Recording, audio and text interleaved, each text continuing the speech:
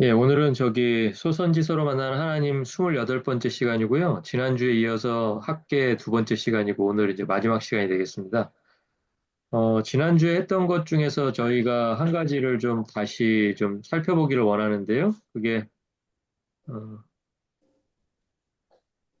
어, 자기의 행위를 살필지니라라고 나와 있는 그 1장 7절입니다. 자기의 행위를 살필지니라. 백성들에게 이제 하는 이야기잖아요. 그러니까 지금까지 어떻게 살아왔나 한번 잘 곰곰이 생각을 해보고 뭐가 잘못되어 있는지를 생각을 해봐라. 이제 그런 내용인데요. 그 앞에 이제 7절 앞에 보시면 6절에 백성들이 했던 행위들이 이제 구체적으로 몇 가지가 나오죠. 제가 이제 정리를 해놨습니다. 이제 뭐 뿌리는 행위가 있고요. 뿌린다라는 건 씨를 뿌리는 거겠죠. 씨를 뿌리고, 그 다음에 또 사람이 살기 위해서는 또 먹고, 마시고, 이런 일들을 해야 될 겁니다. 그러니까 백성들이 돌아볼 때는 자기들이 한 행위가 뭐가 있을까 하고 이렇게 되돌아보니까 일단 씨를 뿌리는 것을 다 했고요. 그리고 먹는 일, 마시는 일, 그리고 옷도 입어야 되잖아요. 옷을 입는 일. 그리고 이제 일을 한 사람들은 또 일한 대가를 받아야 되겠죠. 그러니까 삭슬 받는 그런 일들을 쭉 했었습니다. 그러니까 백성들의 행위가 분명히 있었는데 이제 중요한 거는 그 행위들이 그렇게 많은데도 불구하고 뭐가 하나가 빠져 있다라는 게 문제였던 거죠. 그래서 이제 그게 도대체 뭐가 빠져 있을까? 이제 그것을 선지자는 뭐라고 가르쳐 주냐면 성전 건축하는 일이 빠졌다. 그러니까 먹고 마시고 뭐 옷 입고 그다음에 돈 벌고 씨 뿌리고 하는 일은 열심히들 해온 것 같지만 가장 중요한 성전을 건축하는 일. 그러니까 그게 오늘날로 보면은 개개인이 교회되는 일이라고 제가 분명히 말씀드렸어요.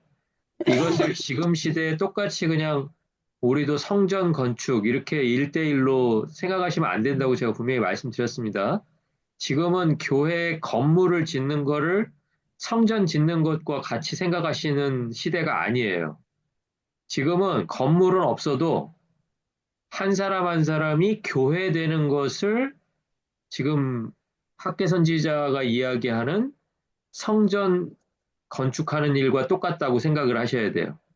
그렇죠? 뭐, 그러니까 뭐 교회를 새로 뭐 건물을 지어 올리고 안 지어 올리고는 본문이 말하고 있는 성전 건축하고 아무 상관이 없다. 그거를 항상 여러분이 마음에 명심을 하셔야 돼요. 예, 그렇지 않으면 자꾸 교회를 하나 짓고 나서 우리도 성전 건축했다, 성전 건축했다 그렇게 말을 하기가 쉽거든요.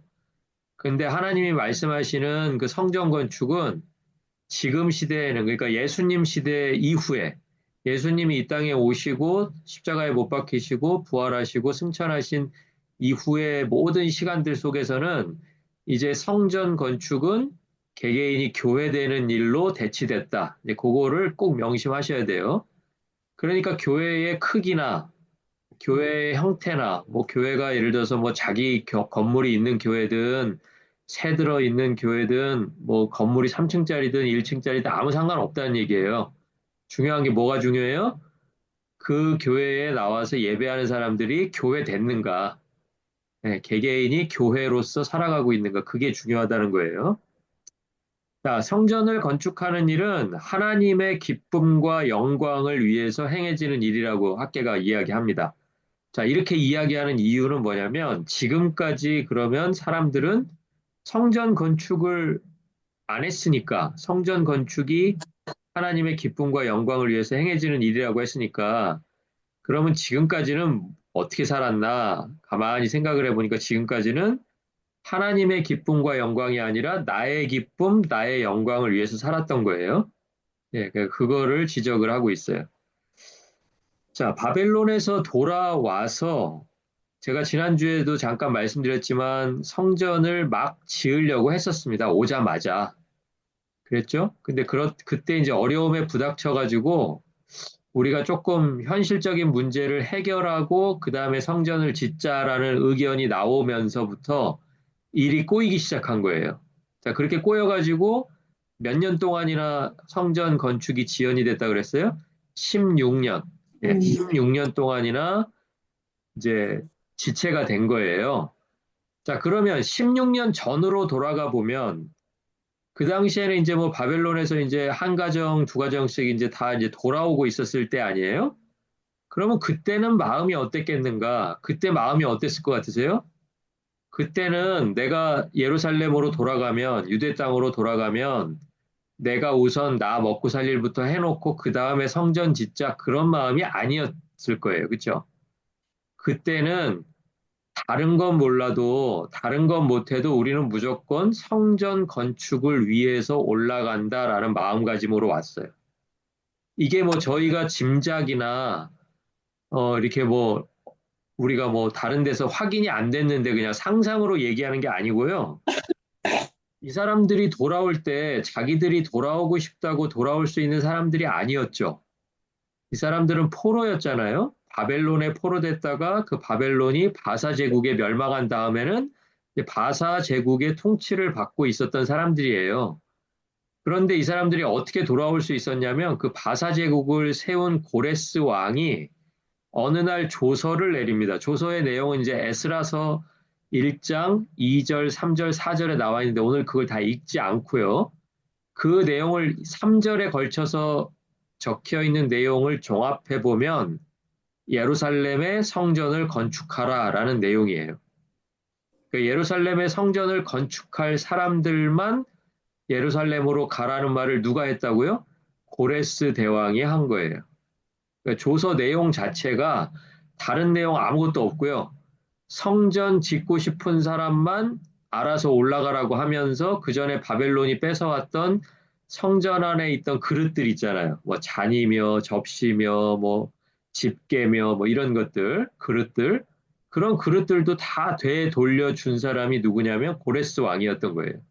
그러니까 처음에 이 사람이 올 때, 이 사람들이 올 때는 어떤 마음으로 왔겠구나 짐작할 수 있어요? 올라가면 우리는 무조건 뭐부터 한다? 성전 건축부터 한다. 그 마음으로 온 거예요. 그 마음으로 왔다가 처음에 가졌던 목표와 마음이 현실 앞에서 흔들려 버린 거예요. 그러니까 우리가 참 이런 경우 신앙생활 할 때도 참 많아요. 그렇죠? 뭐 예를 들면 하나님께서 뭐 이 형편만 조금 낫게 해주시면 하나님께서 뭐 내 질병만 좀 낫게 해주시면 하나님께서 내 자녀 문제만 좀 해결해 주시면 이거 어디서 많이 듣던 기도죠. 그 뒤에 뭐라고 붙을까요? 해주시면 뭐 어떻게 하겠다는 거예요? 내가 하나님 앞에서 그냥 기가 막히게 한번 신앙생활 해보자 뭐 이런 내용일 거 아니에요. 근데 그렇게 되던가요? 그렇게 안 돼요. 문제 하나가 해결되면 또 다른 문제가 또 생겨서 계속 그 문제에 끌려 가면서 신앙생활은 언제 제대로 할지는 모르겠지만 계속 그렇게 시간이 흘러가고 있는 거예요. 그러니까 이스라엘로 돌아온 유대인 포로들도 마찬가지였어요. 돌아오는 발걸음에는 다짐이 가득했겠죠. 야, 내가 이제 올라가기만 올라가면 우리 조상들이 하나님의 앞에서 잘못했던 것처럼 우리 그것을 교훈 삼아서 70년 동안 이렇게 허송세월한 것을 진짜 멋지게 만회하고 신앙생활 한번 제대로 해보리라. 성전 건축부터 다 하고 그 다음에 내 살 길 찾으리라. 이렇게 다 결심하지 않았겠어요? 그런데 그 결심이 그냥 보따리 풀고 짐 풀면서 하나 둘씩 그냥 흩어져 버리는 거예요. 아, 그래서 그 사람들이 지금 몇 년 동안 그 생활을 반복하고 있다고요? 16년 동안 반복하고 있다가 이제 학계 선지자에 의해서 다시 이제 할 수 있는 이제 힘을 이제 얻으려고 하는 그 순간이 이제 온 것입니다. 자, 그리고 이제 자연현상에 대해서 이야기를 하는데 하늘이 이슬을 그치고 땅이 산물을 그쳤다라고 학계가 이야기해 주거든요. 근데 이게 단순히 하늘에서 뭐 비가 안 왔다는 게 그 당시에 있었던 자연 현상에 대해서 말하려고 하는 게 아니었어요. 이 자연 현상을 말하려고 하는 게 아니고 그 자연 현상 뒤에 계신 하나님께서 그 자연 현상을 하필이면 왜 지금 그렇게 만드셨을까? 요거를 좀 생각해 보자라는 거예요, 학계는. 그러니까 가뭄이라고 하는 거, 이제 성경에는 한재라고 나오거든요. 한재. 한재가 이제 좀 어려운 한자인데 가뭄이에요. 비가 안 오는 거예요. 땅이 막 말라버리는 거예요. 자, 그러니까 그 가뭄이라고 하는 것은 하나님께서 의도를 가지고 하신 일이다. 어떤 의도? 너희들이 이런 거 저런 거 앞에 아까 했던 거예요. 뭐 뿌리고 먹고 마시고 입고 돈을 벌고 하는 이런 일들은 많이 열심히 했지만 그게 다 누구를 위한 거다? 그러니까 사람들의 기쁨과 영광을 위해서 살았지만 누구의 영광과 누구의 기쁨을 위해서 살지 못했어요? 하나님. 하나님의 영광과 하나님의 기쁨을 위해서는 살지 못했다라는 것을 말로는 안 되니까, 말로는 안 들으니까 어떻게 가르쳐 주신 거예요? 자연 현상으로 가르쳐 주신 거예요. 그러니까 그렇게 수고하고 열심히 살았지만 너희들 삶이 더 좋아졌다, 나빠졌다, 더 나빠졌다라는 것을 보여주시기 위해서 의도를 가지고 그 가뭄을 하나님께서 내리신 거예요. 자, 그러니까 그 가뭄의 영향이 땅에도 미치고 산에도 미치고 뭐 곡물, 포도주, 기름, 땅의 모든 소산, 사람, 가축, 손으로 수고하는 모든 일에 임했다라고 이제 학계가 가르쳐 주는 거예요. 그러니까 영향을 안 미친 데는 한 군데도 없죠. 우리가 살아가고 있는 모든 환경 속에서 하나님이 내리시는 그 가뭄의 영향이 한 군데도 빼놓지 않고 다 미친 거예요. 자, 그러니까 이제 어떻게 해야 되겠어요? 백성이 결정을 해야 되겠죠. 어떤 결정? 이제까지 살아온 삶과 다른 삶을 좀 살아야 되겠다라는 결정을 해야 될 거 아니에요. 아니, 지난 16년처럼 똑같이 또 살면은 날짜만 가고 세월만 가는 거지 아무 희망이 없잖아요. 또 가뭄이 또 계속 또 들 거 아니에요. 하나님이 깨닫지 못하니까 깨달을 때까지. 아니면 어느 정도 시간이 하나님이 정해놓은 시간이 지나버리면 그냥 마지막 때가 와버리든가. 둘 중에 하나잖아요. 그러니까 이제는 백성이 결정을 내려야 된단 말이에요. 자, 그런데 다행히 학계가 이런 말씀을 전했을 때 스룹바벨이 들었고 여호수아가 들었어요. 스룹바벨은 누구였죠? 총독이었어요. 여호수아는요. 여호수아는 대제사장. 이때는 이제 리더가 두 명이라 그랬죠. 한 명은 총독이어서 뭐 정치적, 군사적 이런 일들을 담당하고 또 사람들의 신앙생활에 관련되고 하나님께 예배하는 일은 대제사장이 이제 주관을 했던 거예요. 그래서 여호수아가 듣고 또 총독인 수룹바벨이 들었어요. 그리고 백성들도 들었어요. 그래서 성경이 보니까 수룹바벨과 여호수아와 백성들이 이 말씀을 듣고 나서 마음이 감동되어서 성전 건축을 시작했다라고 이야기를 해요.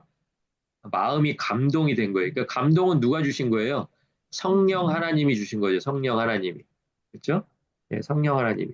자, 그런데 이때 하나님께서 학계를 통해서 선포해 주신 말씀이 무슨 뭐 대단하고 어려운 말씀이 아니고요. 딱 한 절이에요. 거기 제가 써놨는데요. 내가 너희와 함께 하노라 이 말이에요. 내가 너희와 함께 하겠다 이 말이에요. 이거를 짧게 줄이면 뭐가 돼요? 임마누엘이 되겠죠. 임마누엘. 하나님이 우리와 함께 하신다라는 뜻의 임마누엘. 예, 그러니까 내가 너희와 함께 하노라. 이 말 한마디에 모든 백성의 마음이 감동되어서 16년 동안 멈추고 있었던 성전을 다시 짓기 시작했다라는 거예요. 예, 그러고서는 이제 4년 만에 성전을 다 지어버립니다. 그러니까 실제로는 뭐 20년 걸린 것 같지만 4년이면 지을 거를 16년을 미루다가 예, 16년째 다시 시작해가지고 20년째 되는 해에 끝난 거예요. 예, 그러니까 언젠가는 할 일이었는데 미루고 미루다가 결국은 학계 선지자가 전한 내가 너희와 함께하노라라는 이 말에 감동을 받아가지고 아, 하나님이 함께 해주시면 우리가 할 수 있겠구나라고 해서 시작을 했다는 거죠. 그러니까 우리가 성전 건축은 이제 더 이상 건물이 올라가는 걸 성전 건축이라고 하지 않는다 그랬잖아요. 우리가 살아가는 시대의 성전 건축이라 함은 한 사람 한 사람이 교회로서 하나님 앞에서 똑바로 살아가는 일인데 그 일이 되고 안 되고도 어디에 달려 있어요? 이 하나님께서 내가 너희와 함께 하리라라고 하는 말씀을 내가 의지하느냐, 의지하지 못하느냐, 거기에 달려 있다라는 거예요. 그러니까 의지하는 사람은 감동을 받아서 교회로서 살아갈 수 있을 거고요. 의지하지 않는 사람은 감동받을 일이 없으니까 감동 안 받으면 어떻게 되겠어요? 이전에 살았던 그 16년의 세월을 또 반복하겠죠. 그렇죠? 예, 그러면서 이제 나이는 나이대로 이제 들어가는 거예요. 다 그렇게 되는 거예요. 그러니까 중요한 건 뭐다? 하나님께서 말씀으로 우리들에게 기회를 주실 때에 우리가 하나님의 성령으로 감동되어서 하나님 앞에서 교회로 살아가는 일, 그게 제일 중요하다. 이것을 학계가 이야기해주고 있습니다. 자, 그리고 이제 시간이 조금 지나서요. 다리오 왕 제2년 일곱째 달 21일입니다. 두 번째로 이제 학계에게 말씀이 임했는데요. 이때 학계가 역시 마찬가지로 총독 스룹바벨, 대제사장 여호수아, 그리고 백성들에게 말씀을 전해요. 자, 말씀을 전하는데 내용이 크게 보면 두 가지예요.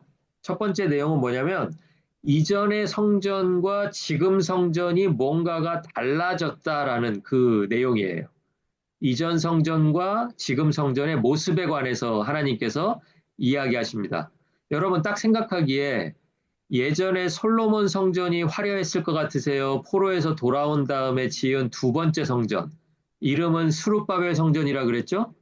수룹바벨 성전이 화려했을 것 같으세요? 어떠세요? 솔로몬. 솔로몬 성전이 좀 화려했을 것 같죠? 우리가 딱 생각해봐도 그렇죠. 크기도 솔로몬 성전이 더 컸을 것 같잖아요. 예, 그러니까 우리는 딱 요 짐작을 해요. 왜 그렇게 짐작하셨어요? 왜? 솔로몬이 성전을 지었을 때는 이스라엘 왕국이 두 개로 나뉘지도 않았고, 남북으로, 그렇죠? 그리고 다윗과 솔로몬 시대를 지나오면서 최전성기였죠. 예, 그래서 성전을 지을 수 있는 재료들도 너무나 풍부했고, 그리고 또 두로왕 히람이 알아서 레바논에서 백향목을 다 베가지고 배로 묶어가지고 바다로 해서 다 띄워서 보내줬잖아요.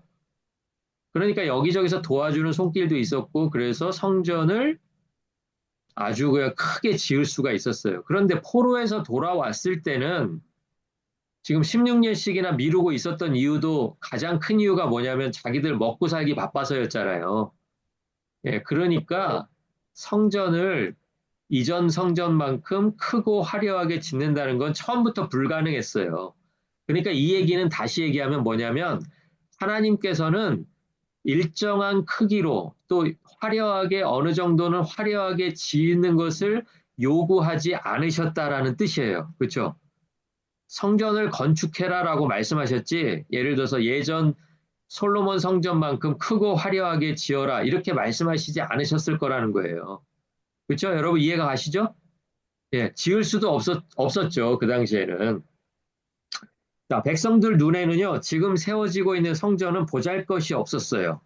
근데 이때만 그랬던 것이 아니라 이미 16년 전에 수룹바벨 성전이 처음에 지어지려면 다 타고 없어져 버렸으니까 제일 처음에 뭐부터 해야 되겠어요?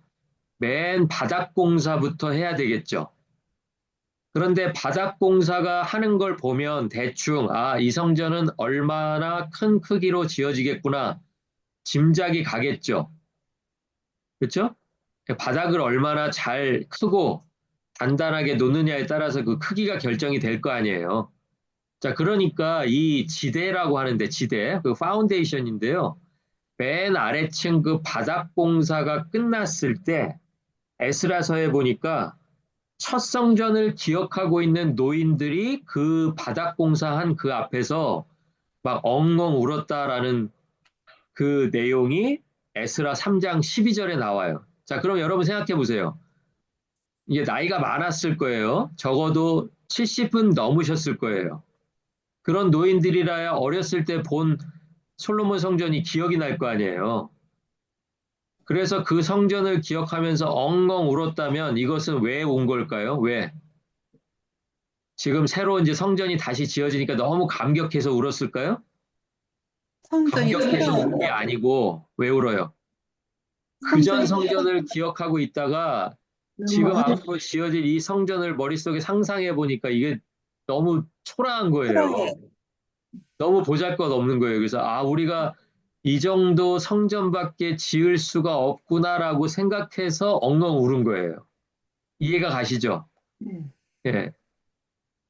그러니까 지금 16년 전에 노인들이 그렇게 엉엉 울었다면 그 자리에서 똑같이 16년이 지나고 나서 지금 지어져 올라가는 성전을 보면서도 사람들이 마음은 똑같았다는 거예요. 와, 우리 성전이 이렇게 초라하다니. 옛날에 솔로몬 성전은 우리 할아버지가, 뭐 우리 뭐 작은아버지가, 아버지가 말해준 거에 의하면 엄청 화려하고 좋았다는데 이건 너무 보잘것없는데, 야, 이게 성전이 이래도 되나? 이런 마음을 가지고 올라갔다는 거예요. 자, 그런 사람들에게 하나님께서 뭐라고 말씀을 해주시냐면 스스로 굳세게 해라. 이렇게 말씀하세요. 아까 첫 번째 메시지는 뭐였어요? 내가 너희와 함께 하노라. 이거였잖아요. 두 번째 메시지는 이제 실망하고 있는 사람들에게 이제 짓기는 짓는데 짓는 규모가 너무나 초라하니까 보잘것없으니까 실망했을 거 아니에요. 근데 그 실망한 사람들에게 뭐라고 메시지를 주시냐면 스스로 굳세게 하라라고 말씀하시는 거예요. 그러니까 스스로 굳세게 하라는 말은 직역하면 단단히 붙잡아라 이 말이에요. 단단히 붙잡아라. 자, 수룹바벨도 단단히 붙잡으라 그러고 여호수아도 단단히 붙잡으라 그러고 백성들도 단단히 붙잡으래요. 뭐를요? 뭐를? 하나님 뭐를 단단히 붙잡아요? 그렇죠. 하나님을 단단히 붙잡고 하나님의 약속을 단단히 붙잡으라는 거예요. 너희가 너희 눈으로 보이는 그 성전 아무리 봐봐야 그 성전이 뭐 그 앞에서 엉엉 울고 뭐 이렇게 뭐 낙심하고 있다 그래서 성전이 갑자기 커져요? 성전이 어느 날 갑자기 뭐 화려해지겠어요? 그렇게 되지 않아요. 그러니까 하나님은 뭐냐? 성전의 크기 때문에 너희가 하나님의 백성 되는 게 아니고 성전이 화려하다 그래서 내가 거기서 드리는 예배 받는 것도 아니니까 성전의 크기나 성전의 화려함을 붙들지 말고 뭐를 붙들어라? 하나님과 하나님의 약속을 붙들으라는 거예요. 이해가 가시죠? 예. 그러니까 하나님의 말씀과 하나님의 영이 출애굽 이후에 계속 하나님의 백성들과 함께 하셨다는 것을 기억을 해야 된다라고 2장 5절이 이야기하고 있어요. 그러니까 비록 우리 눈에는 보잘것없게 보여도 하나님께서는 그 보잘것없게 보이는 것을 상관하지 않으신다. 뭐를 상관하실까요? 그 사람이 얼마나 성전처럼 살아가느냐, 그 사람이 얼마나 교회처럼 살아가느냐, 그것만 하나님께서 보시겠다라는 거예요. 그러니까 그 하나님의 약속을 붙들어라. 그래야 너희가 눈으로 보는 것 때문에 실망하지 않는다. 이런 얘기겠죠? 예. 학계가 전하는 메시지가 그렇게 두 개로 됩니다. 내가 너희와 함께하리라. 그리고 스스로 굳세게 해라. 이 두 가지 내용 꼭 기억하시기 바랍니다. 자, 그리고 이제 학계가 이제 말하는 게 하늘과 땅과 바다와 육지와 모든 나라를 진동시키시는 하나님에 대해서 이야기하고 있어요. 자, 학계가 첫 시간에 제가 뭐라고 얘기했냐면 영어로 조용하다라는 뜻이 quiet이잖아요. quiet. 영어로 그 quiet이라는 말에서 quietist라는 말이 뭐냐면 내가 현재 나를 다스리고 있는 왕에게는 현재 나를 다스리고 있는 왕은 누구예요? 유다의 왕이 아니죠. 바사 제국의 왕, 뭐 고레스의 아들, 또 고레스의 손자, 뭐 이렇게 될 거 아니에요. 그 왕들에 대해서는 반항하지 않는다. 다만 누구를 기다린다? 하나님께서 개입해 주시기를 기다린다라는 뜻에서 quietist라는 말 제가 첫 시간에 설명드렸어요. 정적주의자. 그게 누구냐면 바로 학계예요. 학계. 그러니까 조용히 하나님께서 임재해 주시기만을, 하나님께서 개입해 주시기만을 기다리는 사람들을 우리가 부르는 말이 quietist라는 말이 있었습니다. 자, 그런데 이제 그 드디어 학계가 늘 주장했던 것처럼 역사 속에서 드디어 여호와께서 개입을 하실 거예요. 근데 언제 하시냐면 2장 6절에 나온 것처럼 조금 있으면, 조금 있으면. 사실 이게 얼마나 되는지 사람의 시간으로는 헤아리기 어렵죠. 근데 하나님께서 말씀하시기를 조금 있으면 이제 종말이 온다. 여호와의 날이 가까워 온다. 그리고 그때가 되면 어떻게 되냐면 모든 나라의 보배가 어디로 온다고요? 예루살렘으로 올 것이다. 예루살렘에 뭐가 있는데요? 예루살렘에 성전이 있잖아요. 그러니까 여기서 잘못 생각하시면 이스라엘이 지금은 바사 제국의 지배를 받고 있지만 바사 제국의 지배에서 벗어나서 이제 나라로 독립을 해서 또 이전 다윗 왕국과 솔로몬 왕국 때처럼 힘을 길러서 주변 나라들을 다 또 정복하고 주변 나라들로부터 보배를 빼앗아서 예루살렘으로 가지고 오는 거 아닌가 이렇게 생각하는 사람이 그 당시에도 있었어요.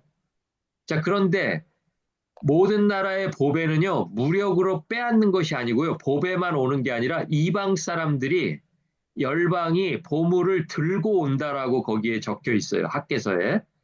그러니까 이방 사람들이 보물을 들고 오는 경우는 어떤 경우냐면 이방은 이전까지는 하나님 섬기지 않았잖아요. 그렇죠? 자기들의 신을 섬겼잖아요. 그러던 사람들이 이제 마지막 때가 되니까 하나님을 섬기겠다고 결단하면서 하나님께 예물을 드리러 자기들의 보물을 가지고 오는 거예요. 그러니까 메시지를 왜곡하면 안 돼요. 이 당시에도 학계가 이렇게 얘기했을 때 유다 사람들 중에서 어떤 사람들은 아, 이제 유다 왕국이 다시 되살아나서 주변 나라들을 정복해서 그 나라들에 가지고 있는 보물들을 빼앗아서 예루살렘으로 가지고 와서 하나님 앞에 드린다. 이렇게 생각하는 사람들도 있었다는 거예요. 그런데 학계가 전하는 내용은 그게 아니고 이스라엘이 하나님 앞에 예배했던 것처럼 이제 이방들도, 이방, 열방의 왕들도 하나님을 섬기는 마음으로 어디로 와요? 성전으로 와서 성전으로 올 때 뭐를 가지고 온다는 얘기예요. 뭘? 예물. 예물을 가지고 성전으로 오는 모습을 조금 있으면 보게 될 거다라고 이제 이야기하는 거예요. 자, 그러면 우리가 여기서 한 가지 생각해야 될 거. 내가 만약에 유대인이라면 이방인들이 예배를 위해서 예물을 가지고 올 미래가 멀지 않았다면 지금 하나님의 백성들은 뭐를 해야 되겠어요? 뭐를? 지금까지는 뭐를 해왔어요? 아까 맨 앞에 써 있던 거. 뿌리고 먹고 마시고 입고 돈 벌고 하는 그 일을 힘썼잖아요. 그런데 조금 있으면 이제 이방인들이 하나님 앞에 예물 들고 예배하러 올 거래요. 성전. 그러면 자칫 잘못하면 내가 지금 살아온 대로 그냥 그 방식 그대로 살다가는 이방인들이 예배할 때 그 예배 자리에 누가 빠지는 거예요, 누가? 음. 내가 빠지는 거잖아요, 내가 내가. 나는 지금 먹고 살고 입고, 어? 뿌리고 돈 벌고 하느라고 바쁜데 정작 하나님 성전 짓는 일은 나중에 좀 형편 좀 나아지면 해야 되겠다 미루고 미루다가 누가 먼저 예배 드리러 와버리는 거예요, 누가? 이방. 이방인들이 먼저 이방. 예배 드리러 와버리고 정작 예배 드려야 할 유대인들은 빠져버리는 일이 생길 수도 있다는 거예요. 그러니까 지금 가장 힘써야 될 건 뭐겠어요? 음. 예배 드리는 일. 그 예배를 위해서 성전 짓는 일을 가장 먼저 해야 된다. 그 얘기를 지금 하고 있는 거예요. 자, 그리고 이제 성전 공사가 이제 그렇게 시작돼 가지고요. 3개월이 지나 가지고 하나님 말씀이 세 번째로 학계에게 임합니다. 아까 이제 첫 번째, 두 번째 다 했고요. 세 번째로 학계에게 임하는데 요번에는 대상이 누구냐면 아까 앞에는 말씀이 누구 대상이었어요? 대제사장 여호수아, 그다음에 총독 스룹바벨, 그리고 백성 이렇게 대상이었잖아요. 요 세 번째 말씀은 대상이 더 좁혀져요. 어디냐면 대제사장이에요. 대제사장. 예. 대제사장은 누구예요? 스룹바벨. 대제사장 여호수아. 그리고 여호수아는 대제사장이지만 여호수아가 또 이렇게 인솔하고 있는 제사장 그룹이 있잖아요. 그 제사장 그룹에게 하시는 말씀이 오늘 학계를 통해서 내리신 세 번째 말씀이에요. 그러니까 세 번째 말씀이 성전 공사를 시작하고 3개월 지났다는 거에 좀 이렇게 표시를 좀 해놓으세요. 노트에다가 3개월이 지난 시점이었어요. 자, 이번에 말씀을 전달받은 대상은 대제사장들인데 대제사장들은 누구냐? 제사장들은 누구냐면 율법을 알아야 되고 또 율법을 지키는 사람들, 또 지키게 다른 사람들을 교육하는 사람들, 이게 바로 제사장들입니다. 자, 그런데 거기 이제 한 가지 이야기가 나와요. 한 가지 이야기가 나오는데 그게 어디냐면 성경 한번 보시면 12절이에요. 12절. 예, 12절과 13절이에요. 제가 한번 읽어드릴게요. 한번 천천히 눈으로 한번 따라와 보세요. 사람이 옷자락에 거룩한 고기를 쌓는데 그 옷자락이 만일 떡에나 국에나 포도주에나 기름에나 다른 음식물에 닿았으면 그것이 성물이 되겠느냐? 이렇게 물어봐요. 그러니까 그것이라는 건 뭐예요? 그것. 그것이라는 건 그 앞에 얘기한 뭐 떡, 국, 포도주, 기름, 다른 음식물, 요게 그것이에요. 그러니까 이 얘기가 무슨 얘기냐면 거룩한 고기가 있어요. 거룩한 고기. 하나님께 드려지는 고기라고 생각을 하시면 이해가 금방 가세요. 거룩한 고기를 옷자락에다가 이렇게 쌌어요. 그리고 그 싼 옷자락으로 다른 물건에다 이렇게 탁탁탁탁 접촉을 시킨다고 해서 그 접촉 당한 물건들이 거룩해지겠느냐라고 물어봤다는 거예요. 그러니까 제사장들이 율법을 너무 잘하는 사람들 아니에요? 그러니까 대답을 할 수 있었겠죠. 대답이 뭐라고 했어요? 거기 나오잖아요. 12절 끝에.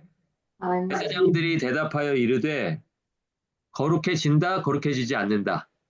그렇게 되지 않는다. 그렇죠. 거룩해지지 않는다. 그러니까 거룩한 것과 접촉한다고 해서 거룩하지 않은 것이 거룩해지지 않는다라는 것을 제사장들이 다 알고 있었어요. 자, 이 말을 왜 했느냐가 중요해요. 이 말을 왜 했냐면 사람들이 성전 건축을 하니까 이제 금방은 아니지만 한 4년 지나면 올라갈 거 아니에요.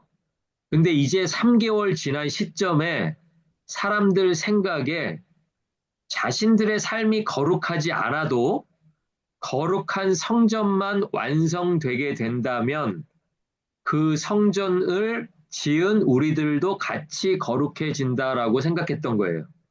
이게 무슨 얘기인지 이해가 가시죠? 그러니까 쉽게 얘기하면 하나님 앞에 헌금을 드립니다. 하나님 앞에 헌금 드리면 헌금은 거룩한 거잖아요. 하나님 앞에 드린 그 헌금 누가 드린 거예요? 내가 드린 거잖아요. 드리고 와서 내가 그러니까 마치 여기 옷자락과 똑같은 거예요. 그 옷자락으로 다른 걸 만져요. 예를 들면 뭐 떡을 만지고 국을 만지고 포도주를 만지고 기름이나 이런 걸 만지고 나서 내가 거룩한 예물을 드린 손으로 다른 것도 만지면 하나님께서 이것도 거룩하게 해주실 거야라고 생각하는 사람들이 생겨나기 시작했다는 거예요. 그래서 이 메시지를 주신 거예요. 근데 제사장들한테 물어보니까 그런 일은 있어요, 없어요? 안 일어난다는 얘기예요.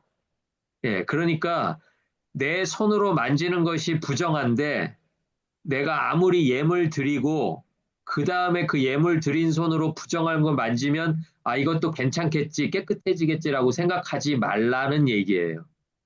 그렇죠? 자 그러면 이제 13절을 읽어볼게요. 13절에 하나가 더 나와요.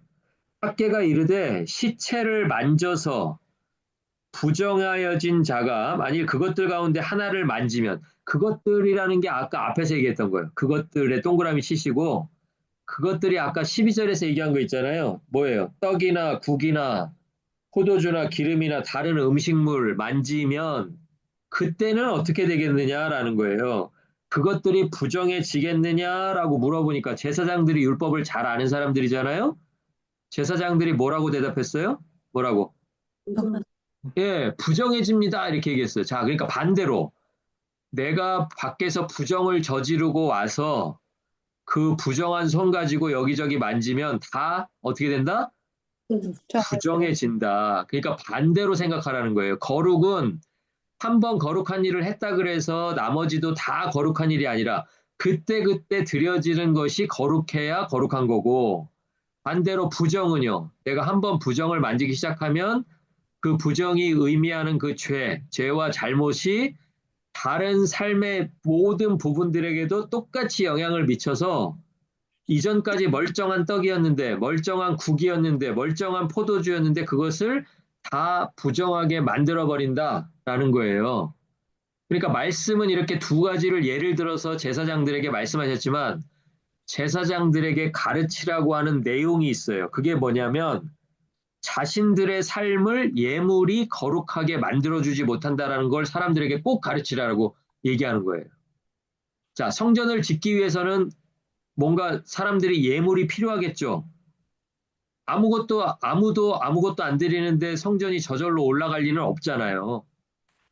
그쵸? 산에 가서 뭐 나무를 해오든지, 뭐 천을 끊어오든지, 뭐 금속을 가져오든지, 뭘 해야지 성전이 올라갈 거 아니겠어요? 자, 그런데 그 사람들이, 백성들이 이제 예물을 드려서 성전이 올라갈 건데, 백성들이 예물을 드렸다고 해서 그 백성들의 삶이 저절로 거룩하게 만들어지지 않는다라는 거예요. 그게 이제 12절이 말하는 그 네. 예예요. 거룩한 고기를 싼 옷자락으로 여기저기 저기 만졌다고 해서 그 만진 것들이 거룩해지지 않는다. 이걸 누구 보고 가르치라는 거예요? 제사장들 보고 가르치라는 거예요. 반대로 밖에서 자기들이 하고 싶은 대로 살고 자기들이 돈 벌겠다고 막 부정을 저지르고 정의롭지 않은 일을 행하고 막 그런 손을 가지고 하나님 앞에 나와서 이것저것 막 만지면 만진 것들이 어떻게 된다? 부정해진다라는 내용이 13절이라는 거예요. 그러니까 제일 중요한 게 뭐예요? 예물이 중요한 게 아니고 그 예물을 깨끗한 예물 되게 하는 건 뭐예요? 그 사람이 어떤 생활을 하고 있느냐가 결정한다는 거죠. 그러니까 제가 늘 드리는 말씀을 이미 학계 선지자가 하나님의 계시를 받아가지고 제사장들에게 똑같이 이야기하고 있는 거예요. 백성들에게 착각하지 말라고 꼭 일러라. 하나님 앞에 예물 드렸다고 해서 자기들이 거룩한 삶을 살고 있다고 생각하지 말라는 거예요. 그죠? 반대로 일상 속에서 살아가는 삶이 거룩하지 않으면 너희들이 가지고 나오는 그 예물이 더럽혀져서 하나님 앞에 드려질 수 있는 것을 경고하라고 제사장들을 통해서 가르치게 하신 거예요. 그죠? 이해가 가시죠? 예, 그래서 그 12절과 13절 내용이 그렇게 중요한 내용이고요. 삶이 거룩하면 예물도 거룩합니다. 근데 반대로 예물이 거룩하다고 해서 내 삶이 거룩해지지는 않아요. 예, 그걸 기억하셔야 돼요. 삶이 거룩하면 예물은 거룩하다. 그러나 예물이 거룩하다고 해서 내 삶이 거룩해지지는 않는다. 요거 꼭 기억하셔야 학계 선지자의 메시지를 이제 바로 이해하신 거예요. 그러니까 세워지는 건물로서의 성전이 중요한 것이 아니고 예배드리는 사람의 삶이 달라져야 한다라는 메시지가 바로 학개서의 메시지인 거예요. 자, 그리고 마지막 단락입니다. 그 달 24일에 아까 위에도 보세요. 위에 제목도 보시면 다리오 왕 제2년 아홉째 달 24일이죠. 예, 24일이고 밑에도 그 달 24일. 아홉째 달 24일입니다. 같은 날인데요. 메시지가 두 개인 거예요. 하나는 아까 제사장들에게 주는 메시지였고요. 물론 대제사장이 여호수아였으니까 당연히 여호수아는 들었을 거예요. 또 하나의 말씀을 분리해가지고 스룹바벨에게 따로 주시는 거예요. 자, 아까 첫 번째 메시지와 두 번째 메시지는 스룹바벨과 여호수아가 같이 들었던 메시지라면 세 번째 메시지는 두 사람에게 따로따로 주셨다. 이렇게 이해하시면 되겠습니다. 세 번째 메시지 같은 날이에요. 그 달 24일입니다. 제사장들에게 말씀을 주신 그날에 유대 총독이었던 수룹바벨에게 메시지를 주시면서 내용은 마지막 날에 하나님께서 어떤 일을 하실 건가 그거를 이제 말을 해주고 있어요. 자, 첫 번째는 하늘과 땅을 진동시키실 거다. 그리고 열방의 보좌를 엎으실 거다. 그리고 택하신 스룹바벨을 세우실 것이다. 여기서 이름을 스룹바벨이라고 하니까 지금 말씀을 듣는 스룹바벨인 것으로 당연히 생각했겠죠. 자, 그러니까 이 말씀을 듣고 나니까 택하신 스룹바벨을 세우신다고 했으니까 지금 그 말씀을 들은 스룹바벨이 뭐 왕이 된다는 뜻인가? 그런데 실제 역사에서는요. 성전이 516년에 완성이 됩니다. 완성이 됐는데 이 성전이 언제 무너지냐면 약 586년 뒤인 AD 70년, 그러니까 주후 70년에 로마에 의해서 무너져요. 그러면 그 사이에 어느 시간에 수룹바벨이 세워지는 그런 사건이 있어야 될 거 아니에요. 그렇죠? 그런데 수룹바벨은 성전 완성할 시기, 그러니까 BC 516년에는 살아 있었으니까 그 사람이 이름을 따서 스룹바벨 성전이라고 지었겠지만, 뭐 예를 들어서 길게 잡으면 뭐 50년, 100년 정도 지났으면 그 사람이 언젠가 죽었겠죠? 그렇죠? 그러면 하나님께서 학개 선지자를 통해서 택하신 스룹바벨을 내가 세울 거다라고 말씀하신 그 일이 도대체 언제 벌어졌냐라는 거예요. 그런데 그 일이 언제 벌어지냐면 예수 그리스도가 오심으로써 그 예언이 이루어졌다라는 거예요. 그러니까 학개서가 이야기한 하나님께서 내가 택한 나의 인장 반지, 그러니까 왕이 이렇게 찍어주는 반지가 있잖아요. 예, 조서 같은 데다가 이렇게 반지로 이렇게 꾹 찍으면 거기에 왕의 이름이 나옵니다. 어느 나라의 왕 누구 이렇게. 그런데 하나님의 인장 반지인 수룹바벨이라고 할 때 그 수룹바벨은 역사 속에서 살다가 죽은 그 수룹바벨을 가리키는 것이 아니라 하나님의 아들 예수 그리스도가 이 땅에 오셔서 하나님의 구원의 역사를 완성하실 거다라는 예언이었던 거예요. 예, 그러니까 학개서가 예언을 받고 나서 몇 년 있다가 500년 있다가 그 예언이 실제로 역사 속에서 이루어진 거예요. 그런데 그 500년이라는 시간도 자세히 한번 생각해 보면 100년은 이제 나라가 있었지만 나라도 없어져 버린 다음에 400년 동안에는 아예 선지자도 없고 선지자가 받은 계시도 없는 시간이 있었잖아요. 그러니까 사람들이 다 어떻게 생각했을 거예요. 아, 학계를 통해서 주신 그 계시의 말씀이 그냥 없어져 버린 거구나. 무효가 돼 버린 거구나. 다 그렇게 생각했다는 거예요. 스룹바벨이 죽었을 때 다 그렇게 생각하지 않았겠어요? 그리고 이제 더 이상 선지자도 나오지 않고 계시된 말씀도 없고 그러니까 다 그렇게 생각하다가 하나님께서 약속하신 그 스룹바벨을 언제 다시 보내주시냐면 예수 그리스도가 오셨을 때 그때 예수 그리스도를 통해서 하나님의 인장 반지 같은 그 예수 그리스도를 통해서 하나님이 하시고자 했던 그 마지막 구원 사역을 이루신다. 그래서 역사 속에서 많은 사람들은 이 학계의 예언이 이루어진 걸 보지 못하고 다 눈을 감았겠지만 하나님이 약속하신 일들은 하나님의 시간에 어김없이 이루어진다. 그래서 우리가 뭐를 붙잡아야 돼요? 뭐를 붙잡아야 돼요? 사람을 하나님. 붙잡으면 안 돼요. 사람은 금방 있다가 없어질 존재예요. 근데 뭐가 안 없어져요?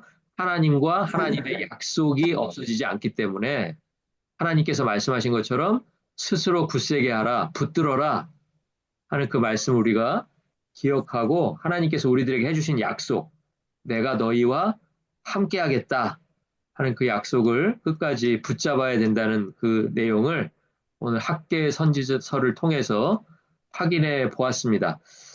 자, 오늘 이렇게 두 번째 시간까지 해서 학계 공부를 다 마쳤고요. 다음 주 목요일에는 하박국 1시간 동안 하박국에 대해서 1장, 2장, 3장 다루도록 하겠습니다. 오늘 공부하시느라고 수고 많으셨고요. 다음 주 목요일 7시 45분에 또 공부할 내용 준비해서 여러분과 같이 수업해 나가도록 하겠습니다. 수고 많으셨습니다. 감사합니다. 하셨습니다. 감사합니다. 수고하셨습니다.